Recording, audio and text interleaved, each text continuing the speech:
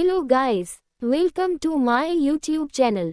आज हम जानेंगे परमाणु बम ब्लास्ट के बारे में और उससे जुड़ी हानियों के बारे में। एक परमाणु विस्फोट जो परमाणु बम के विस्फोट से उत्पन्न होता है, जिसे कभी कभी परमाणु विस्फोट भी कहा जाता है।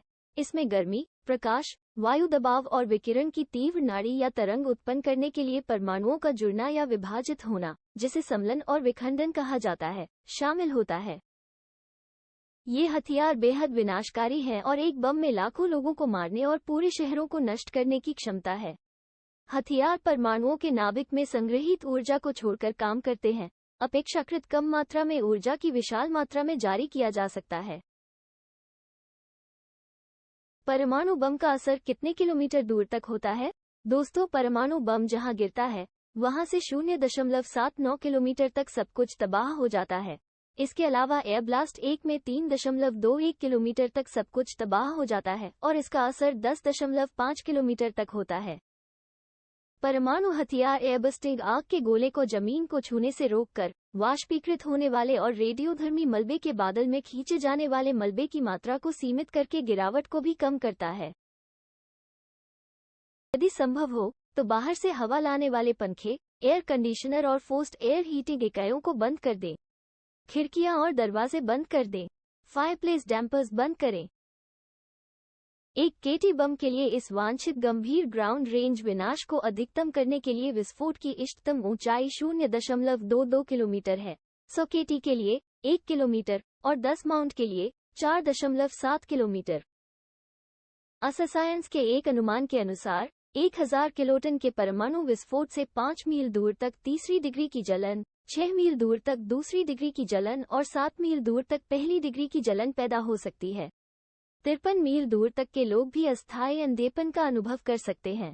विस्फोट के बाद होता है ये न्यूक्लियर ब्लास्ट होते ही 10 सेकंड से भी कम समय में वो इलाका और वहां की जमीन आग की तरह धधकने लगती है। चारों तरफ बहुत तेज सफेद चमक पैदा हो जाती है। परमाणु विस्फोट के 3 बेहद घातक असर होते हैं। पहला, ज्वालामुखी की आग से भी ज्यादा तेज गर्मी पैदा होती है।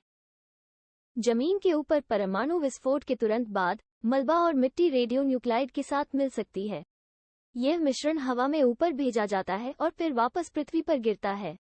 इसे फॉलआउट कहा जाता है और इसमें आमतौर पर सैकड़ों अलग अलग रेडियोन्यूक्लाइड होते हैं।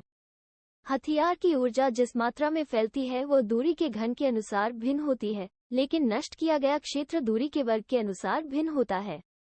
इस प्रकार 1 मेगाटन क्षमता वाला एक बम 80 वर्ग मील को नष्ट कर देगा, जबकि 8 बम प्रत्येक 125 किलोटन की क्षमता वाले 160 वर्ग मील को नष्ट कर देंगे।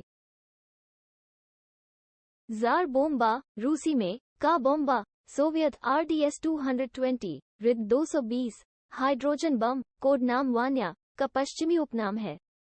30 अक्टूबर 1961 को सोवियत संघ द्वारा विस्फोटित जार बोम्बा अब तक का सबसे बड़ा परमाणु उपकरण और इतिहास में सबसे शक्तिशाली मानव निर्मित विस्फोट है। क्या मनुष्य परमाणु देख सकता है? यूनिवर्सिटी ऑफ नॉर्थ डकोटा के मुताबिक नहीं। आप किसी परमाणु को उस तरह नहीं देख सकते जिस तरह हम चीजों को देखने के आदी हैं, यानी प्रकाश को समझने की अपनी आंखों की क्षमता का उपयोग करते हुए।